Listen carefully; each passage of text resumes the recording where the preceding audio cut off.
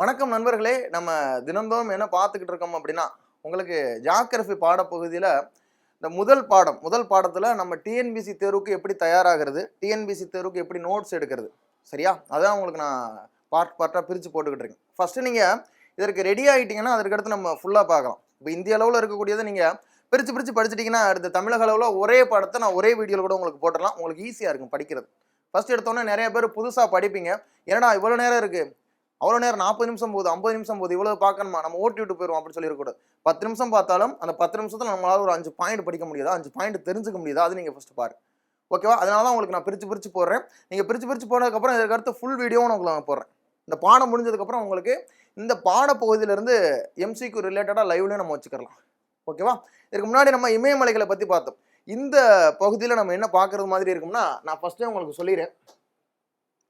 Northern plains பற்றி பார்க்குற மாதிரி இருக்கும்.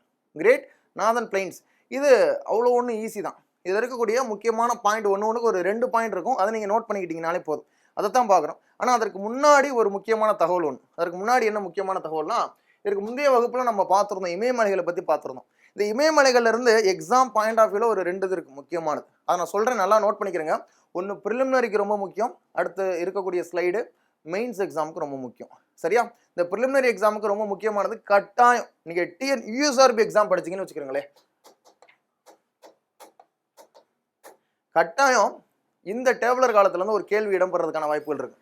கடைசி இப்போ 2023 22 23 2022 மட்டும் சரிங்களா, நிறைய பேர் எழுதியிருப்பீங்க சரிங்களா. ACF exam, assistant conservator of forest, அந்த எக்ஸாமாக இருக்கட்டும், குரூப் 3 எக்ஸாமாக இருக்கட்டும், அதே மாதிரி எல்லா எக்ஸாம்லுமே இந்த டாபிக் ரிலேட்டடாக கொஸ்டின்ஸ் கேட்பாங்க. அது இதாக இருக்கட்டும். ஓகேவா? இது கட்டாயம் நீங்கள் எழுதி வச்சு படிக்கணும். அதில் ஃபஸ்ட்டு இந்த டேபிளர் காலத்தில் என்ன கொடுத்துருப்பாங்க, உங்களுடைய புத்தகத்திலே இருக்கும். இந்த மவுண்ட் எவரெஸ்ட், நான் பழைய வகுப்பில் சொன்னேன். மவுண்ட் எவரெஸ்ட் எங்கே இருக்குது?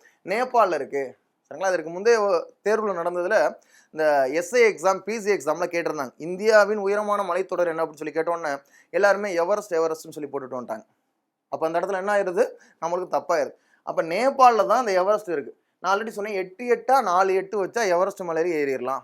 8 வச்சா எவரெஸ்ட் மலையில ஏறிடலாம். அப்போ இந்தியாவில் எது சார் ஹைட்டாக இருக்குது அப்படின்னா, காட்வின் ஆஸ்டின் சொன்னால் காட்வின் ஆஸ்டின் இல்லாட்டா K2ன்னு சொல்லுவாங்க.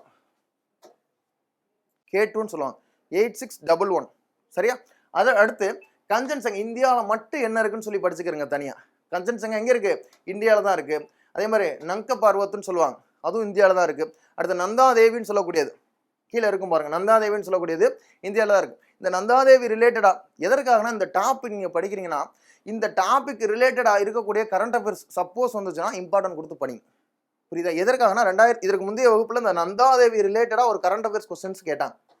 சிஎல்லேருந்து ஒரு கொஸ்டின்ஸ் வந்துச்சு. கரண்ட் அஃபேர்ஸ்லேருந்து பார்த்தீங்கன்னா ஒரு கொஸ்டின்ஸ் வந்தது இதில் இந்த நந்தாதேவி ரிலேட்டடாக. சரியா? அடுத்து காமட்டுன்னு சொல்லக்கூடியது, நம்சபர்வான்னு சொல்லக்கூடியது, காமட், நம்சபர்வா, இதிலேருந்து கொஸ்டின்ஸ் கேட்பாங்கன்னா கண்டிப்பாக ஒரு கேள்வி வர்றதுக்கான வாய்ப்புகள் இருக்குது. இந்த காமட்டாக இருக்கட்டும், நம்சபர்வா இருக்கட்டும், ரெண்டுமே 7756. இரண்டுக்குமே பார்த்தீங்கன்னா இதோடைய ஹைட் என்ன சார் அப்படின்னா 7756. இதுவும் 7756. ரெண்டுமே இந்தியாவில் தான் இருக்குது. ரெண்டுமே ஒரே ஹைட். சரியா? அடுத்து குர்லா மந்தாடான்னு சொல்லுவாங்க, குர்லா மந்தாடா அப்படின்னு சொல்லுவாங்க. அந்த குர்லா மந்தாடா நேபாளில் இருக்கக்கூடியது. அப்போ நேபாளில் என்னென்ன இருக்குது? நேபாள், அதே மாதிரி நேபாள். சரியா? நேபாளில் என்னென்ன இருக்கும்? மக்கால்னு சொல்லக்கூடியது நேபாளில் இருக்கும். மக்கால் இதில் இருக்கும் பாரு, கொடுத்துருப்பாங்க. இந்த மக்கால்னு சொல்லக்கூடியது நேபாளில் இருக்கும். இதுவும் ஒரு டைம் எக்ஸாமில் கேட்டாங்க. அப்போ இந்த டேபிளர் காலம் ரிலேட்டடாக உங்களுடைய நோட்டில் ஒரு 2 பக்கம் நீங்கள் எழுதி வச்சுக்கிறோம். இந்தியாவில் என்ன இருக்குது, நேபாளில் என்ன இருக்குது, இந்தியாவில் உயரமானது என்ன, ரெண்டுமே ஹைட்டு சேமாக இருக்கக்கூடியது என்ன, காமட்டுன்னு சொல்கிறாங்களே, நம்சபர்வான்னு சொல்கிறாங்களே, அது ரெண்டோட ஹைட் என்ன, 7756ன்னு சொல்கிறாங்களே. சரி, காட்வின் ஆஸ்டின் இருக்குது, அந்த காட்வின் ஆஸ்டோட ஹைட் என்ன, 8611, 8611 மீட்டர். அப்போ இந்த மாதிரி நீங்கள் 2 பக்கம், ஏன்னா மற்ற எல்லாம் படிச்சுப்புட்டு எக்ஸாமுக்கு என்ன கேட்பாங்களோ அதை விட்டுட்டு போயிட்டீங்கன்னா போச்சு. புரியுதா? அடுத்து அவுட் ஆஃப் 14 ஹை பீக்ஸ் இந்த வேர்ல்டு ஹிமாலயாஸ் அலோன் ஹோல்டு 9 அப்படின்னு சொல்லியிருக்கு. உலகில் இருக்கக்கூடிய மொத்தம் 14 சிகரங்கள் இருக்குது. அந்த 14 சிகரங்களில் 9 சிகரங்கள் மட்டும் இமயமலையில் இருக்கான். வேர்ல்டுலேயே பார்த்தீங்கன்னா மொத்தம் 14 சிகரங்கள் இருக்குது. அந்த 14 உயரிய சிகரங்கள், அந்த 14 சிகரங்களில் 9 மட்டுமே இமயமலையில் இருக்கு. பாருங்கள் எந்த அளவுக்கு பீக். இந்த இமயமலை எப்படி உருவாகுதுன்னு சொல்லி முந்தைய வகுப்புல நான் சொல்லியிருப்பேன். முந்தைய வகுப்புல நான் உங்களுக்கு சொல்லியிருக்கேன். அதாவது கம்ப்ரசிவ் ஃபோர்ஸ்ன்னு சொன்னேன்.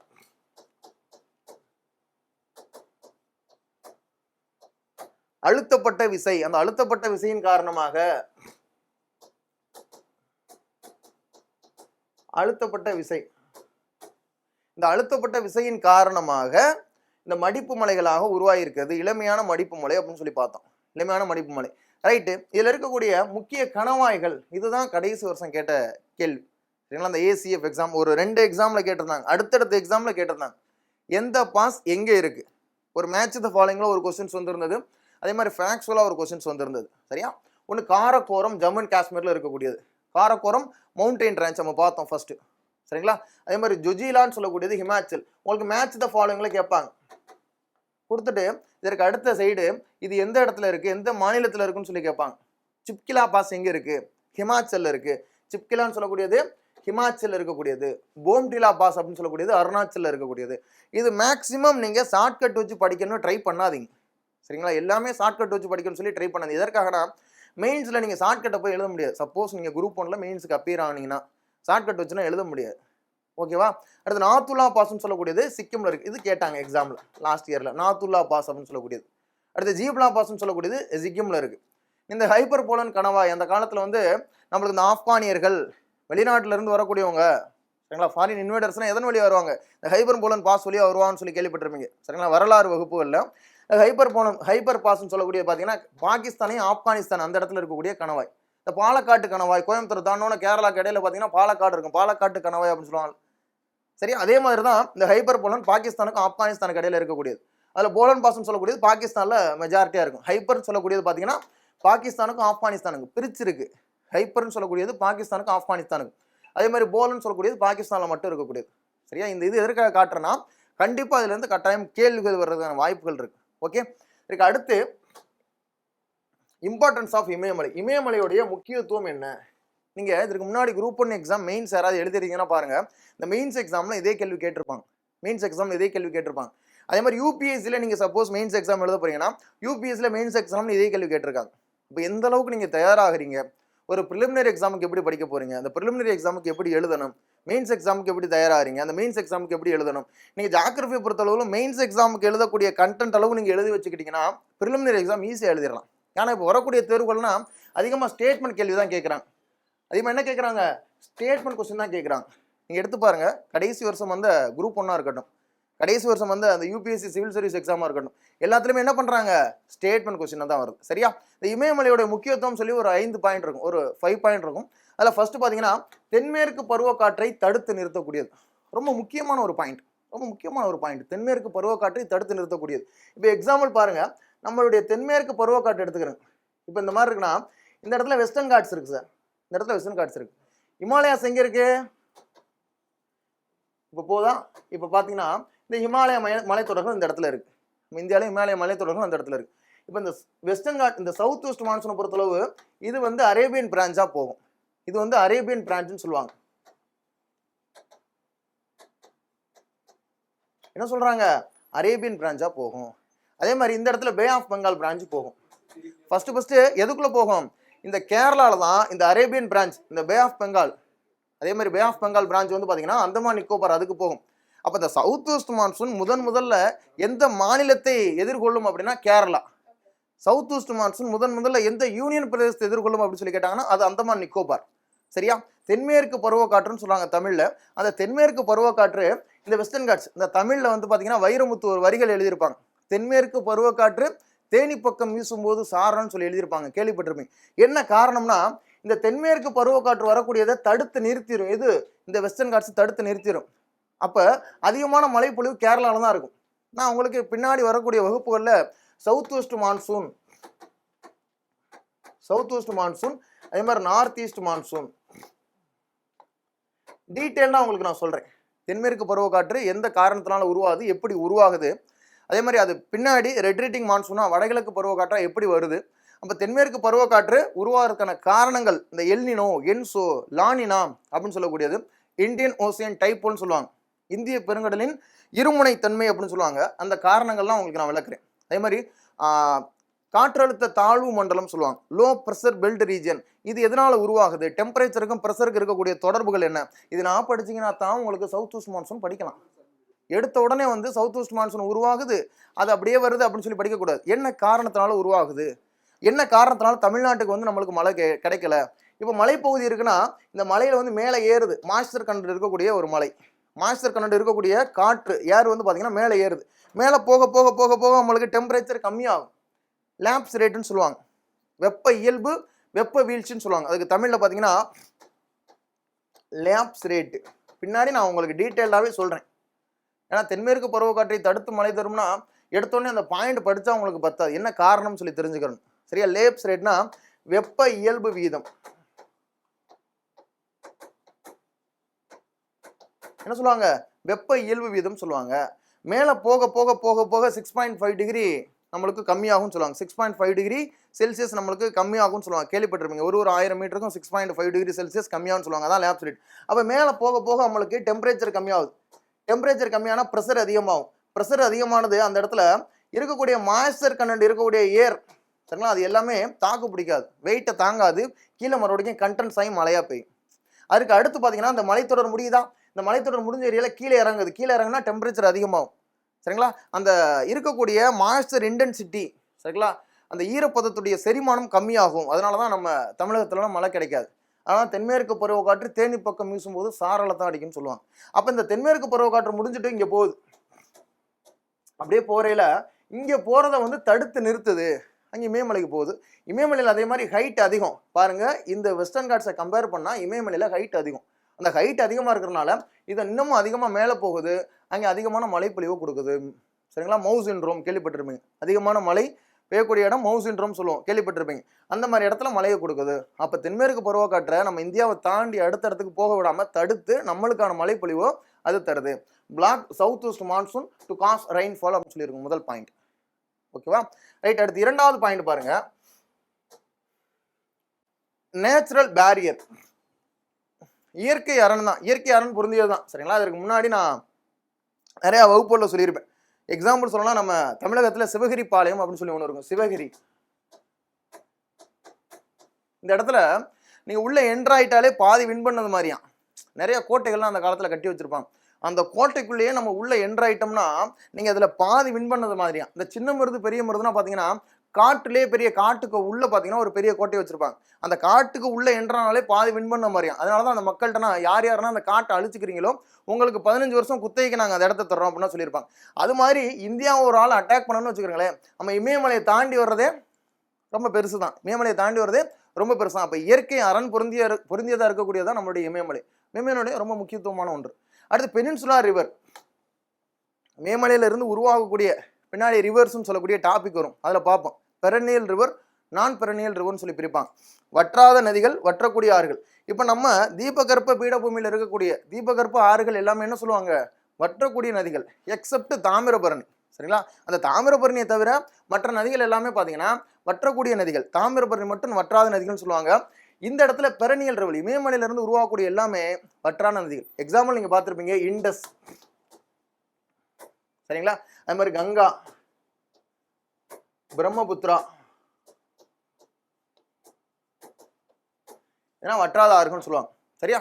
அடுத்து என்ன பாயிண்ட் கொடுத்துருக்காங்க? ஹில் ஸ்டேஷன்ஸ், அதே மாதிரி பில்கிரிம் சென்டர்ஸ், கோடை வாழிடம், அதே மாதிரி புனித தலங்கள் அங்கே தான் இருக்குது. நான் அதுக்கு முன்னாடி சொன்னேன். சரிங்களா? கைலாசம் அந்த இடம்னா பத்ரிநாத், கேதார்நாத், இந்த மாதிரி ஏரியானா அங்கே தான் இருக்குது. ஹில் ஸ்டேஷன் முசோரி, சரிங்களா, டார்ஜிலிங், இந்த ஏரியானா எங்கே இருக்குது? இந்த இடத்துலாம் இருக்குது. இமயமலை தொடர்களில் தான் இருக்குது. ரைட். அடுத்து block cold wind from north, வடக்கு சைடு இருந்து வரக்கூடிய, இப்போ நம்ம இமயமலை இருக்குது, இந்த நார்தன் சைடு இருந்து வரக்கூடிய ட்ரேட் விண்ட், அந்த வடக்கு குளிர்காற்றை தடுத்து நிறுத்தக்கூடியதாக இருக்கும். நார்தன் சைடு இருந்து வரக்கூடிய ட்ரேட் விண்ட் பின்னாடி வகுப்புல உங்களுக்கு நான் சொல்கிறேன். ட்ரேட் விண்ட்னா என்ன, இந்த ட்ரேட் விண்டோட இம்பார்ட்டன்ஸ் என்ன அப்படின்னு சொல்லி பார்க்கும். சரிங்களா? அந்த டீட்டெயில்ஸ் உள்ள வேணும். இப்போ இந்த 5 பாயிண்ட் நீங்கள் ஞாபகம் வச்சுக்கணும். அந்த 5 பாயிண்ட் உங்களுடைய நோட்டில் இருக்கணும், எழுதியிருக்கணும், கட்டாயம் எழுதியிருக்கணும். சவுத் வெஸ்ட் மான்சூனை தடுத்து நிறுத்துது ஒரு பாயிண்ட் பார்த்தோம். பெரனியல் ரிவர்ஸ் தான் அதிகமாக இதில் உருவாறு எல்லாமே பார்த்தீங்கன்னா பெரனியல் ரிவர்ஸ், வற்றாத நதிகள் தான் சொல்கிறாங்க. இது வந்து ஒரு இயற்கை அரண் பொருந்தியதாக இருக்கக்கூடியதாக இருக்குது. இந்த இடத்துல அதிகமான ஹில் ஸ்டேஷன்ஸ் இருக்குது, அதே மாதிரி அதிகமான பில்கிரிம் சென்டர்ஸ்னு அதிகமாக இருக்குது, வழிபாட்டு தலங்கள்லாம் அதிகமாக இருக்குது. அதே மாதிரி கோல்டு விண்டு நார்தன் சைடு, வடக்கு சைடு இருந்து வரக்கூடிய கோல்டு விண்டு அது தடுத்து நிறுத்துது. இந்த பாயிண்ட் எல்லாமே ரொம்ப முக்கியம். சரியா? அடுத்து இன்னைக்கான வகுப்புல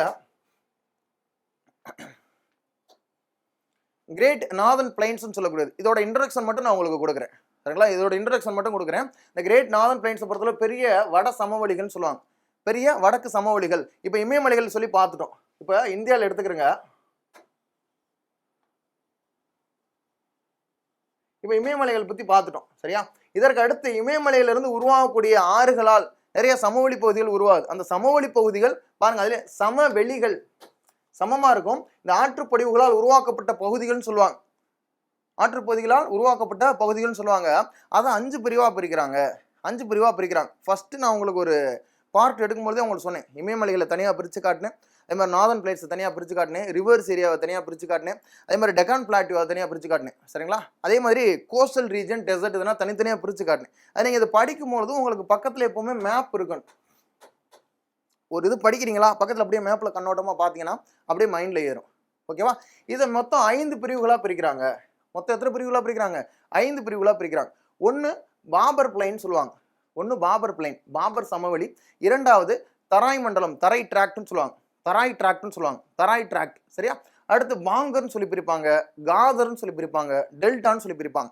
தேர்ட் என்ன இருக்கு? பாங்கர் இருக்கா, காதர் இருக்கா, டெல்டா. இதில் எக்ஸாம் பாயிண்ட் ஆஃப் வியூவில் அதிகமாக நம்மளுக்கு வந்தது என்னன்னா இந்த பாங்கர், காதர் இதுல இருந்து அதிகமாக வந்தது. எக்ஸாம் பாயிண்ட் ஆஃப் வியூவில் அதிகமாக வந்தது பார்த்தீங்கன்னா பாங்கர். பாங்கர்னா இப்பவே நீங்க எழுதிக்கிறீங்க, பழைய வண்டல்மண் சொல்லுவாங்க. பழைய வண்டல் மண். சரிங்களா? ஓல்டு அலுவியல் சாயில்னு சொல்லுவாங்க. இங்கிலீஷ்ல என்ன சொல்லுவாங்க? Old alluvial soil. சரியா? இந்த காதர் பொறுத்தளவுல நியூ அலுவியல் சாயில், அதாவது புதிய வண்டல் மண்.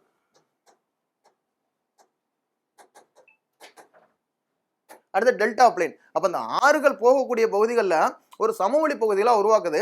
அந்த ஆற்றுக்கு அருகாமையில் இருக்கக்கூடிய புதிய வண்டல் மண்ணை தான் என்ன சொல்றோம்? காதர்னு சொல்றோம். ஆற்றுக்கு அருகாமையில் இருக்கக்கூடியதான் காதர்னு சொல்றோம். ஆற்றுக்கு தொலைவில் இருக்கக்கூடியது பாங்கர், பழைய வண்டல் மண் சொல்றோம். சஞ்சய் பாங்கர்னு சொல்லி கிரிக்கெட் பேர் பழைய பிளேயர் இருந்தார். அதை நீங்க ஈஸியாக ஞாபகம் வச்சுக்கலாம். அப்ப 5 பெரும் பிரிவுகளா பிரிக்கிறாங்க. இதற்கு அடுத்து வரக்கூடிய வகுப்புல நம்ம என்ன பார்க்கலாம்னா, இதுல இருக்கக்கூடிய ஒன்னொன்னையும் தனித்தனியா நான் பார்க்குறேன். சரிங்களா? இப்போ இந்த பாபர் பிளைன்ஸ்னா எப்படி இருக்கும்? பாபர் பிளைன்ஸ்ல அந்த ஒரு டயராம் இருக்கு. இந்த பாபர் பிளைன்ஸ்ல இருக்கக்கூடிய முக்கியமான 2 பாயிண்ட் என்ன? அதே மாதிரி இதற்கு அடுத்து தராய் டிராக்ட்னு சொல்லுவாங்க. சரிங்களா? தராய் மண்டலம் சொல்றாங்களா, இதுல இருக்கக்கூடிய முக்கியமானது என்ன? அந்த பாயிண்ட், அந்த பார்ட் முடிஞ்சதுக்கு அப்புறம் நம்ம கோஸ்டல், சரிங்களா, ஈஸ்டர்ன் கோஸ்டல் சைடு அதை பத்தி படிப்போம். அதே மாதிரி வெஸ்டர்ன் கோஸ்டல் சைடு அதை பத்தி படிப்போம். அதே மாதிரி வெஸ்டர்ன் காட்ஸ், ஈஸ்டர்ன் காட்ஸ் அதோடைய முக்கியத்துவம் படிப்போம். இது முடிஞ்சிருச்சுன்னா உங்களுக்கு இந்தியாவுடைய நிலத்தோற்றம், அடுத்து டெசர்ட்னு சொல்லக்கூடியது இருக்கும். இந்தியாவுடைய நிலத்தோற்றம் உங்களுக்கு முடிஞ்சிடும். அப்ப இந்தியாவுடைய நிலத்தோற்றம் படிச்சு அடுத்து அப்படியே நம்ம எங்க போவோம்? தமிழ்நாட்டோட நிலத்தோற்றம் யூனிட் 9க்கு ரொம்ப முக்கியம். இது நம்ம இந்தியன் ஜியாகிரபி படித்தோம். யூனிட் 9க்கு தமிழகத்துடைய நிலத்தோற்றம் ரொம்ப முக்கியம். ஏன்னா இதை படிச்சுட்டு அப்படியே கம்பேர் பண்ணி நீங்கள் தமிழ்நாடு படிச்சிங்கன்னா ரொம்பவே ஈஸியாக இருக்கும். சரியா? அப்போ நம்ம இன்னைக்கு பார்த்தது ரிலேட்டடாக நீங்கள் நோட்ஸ் எழுதி வச்சுக்கிறங்க. சரியா? இதற்கு அடுத்து கண்டினியூஸாக உங்களுக்கு வகுப்புகள் வரும். இதே மாதிரி இதற்கு அடுத்து வரக்கூடிய தமிழ்நாடு ஜியாகிரபி ஒரே கிளாஸில் உங்களுக்கு ஒரு 30 மினிட்ஸ் 40 மினிட்ஸ் ஏன் 1 hour கூட உங்களுக்கு நான் வீடியோவாக உங்களுக்கு கொடுக்குறேன். ஓகேவா? எனக்கு தேவை என்னன்னா ஒரு 10 நிமிஷம் உங்களுக்கு கிளாஸ் இருந்தாலும் அந்த 10 நிமிஷத்தில் ஒரு 10 பாயிண்ட் நீங்கள் நோட்ஸ் எடுத்து வச்சுக்கிறீங்க. ஓகேவா? Okay, thank you all. நம்ம இதற்கு அடுத்த வகுப்பில் சந்திக்கலாம். வாழ்க வளமுடன். நன்றி, வணக்கம்.